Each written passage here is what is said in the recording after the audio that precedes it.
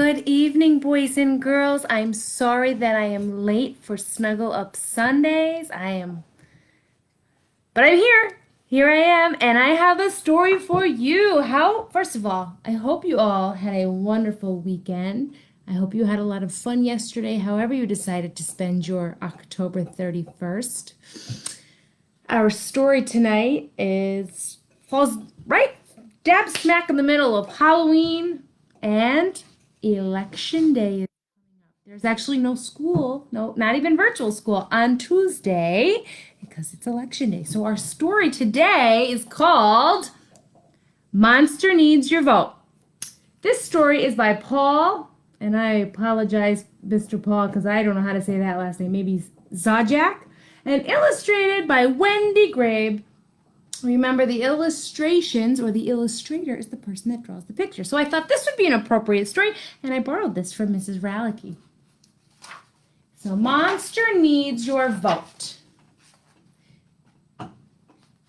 Oh, this is a nice dedication. Sometimes authors will put right in the beginning pages who the book was written for, who they are dedicating the book to after they wrote it. And this one says, "To all the librarians in the world, your passion keeps our books alive." I miss our library at McNichols Plaza. All right, here we go. Monster needs to cast his vote to pick the president. I want to be a part of this incredible event. I said to Monster, "Don't be mad. I know it may sound mean, but you are not allowed to vote. You need to be 18. Then I will run for president," Monster said to me. "I'll give a voice to young and old from 2 to 93.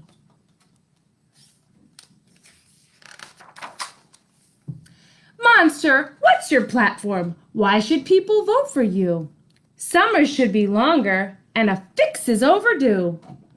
He grabbed his soapbox and went to town and talked about the seasons, how summer should be twice as long, and listed several reasons.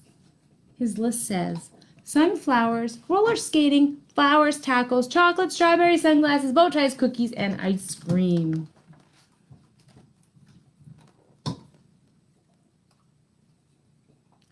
Monster's oratory skills were filled with monster flair, but no one stopped to listen, and the people left the square.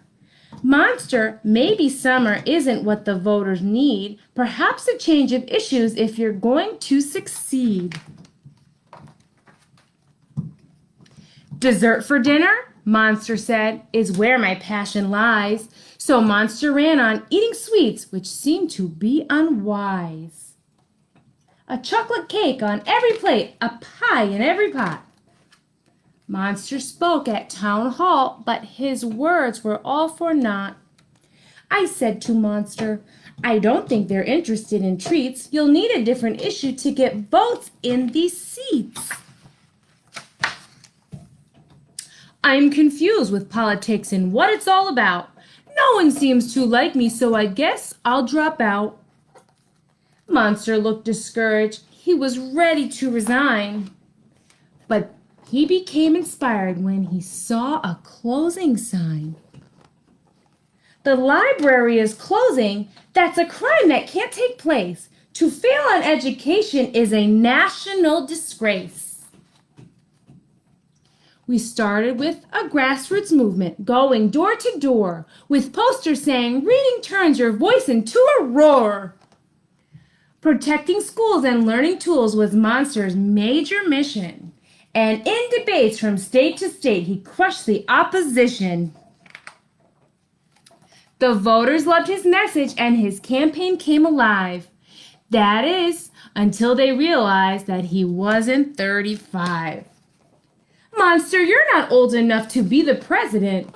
The law's the law. We have to stop. There is no argument.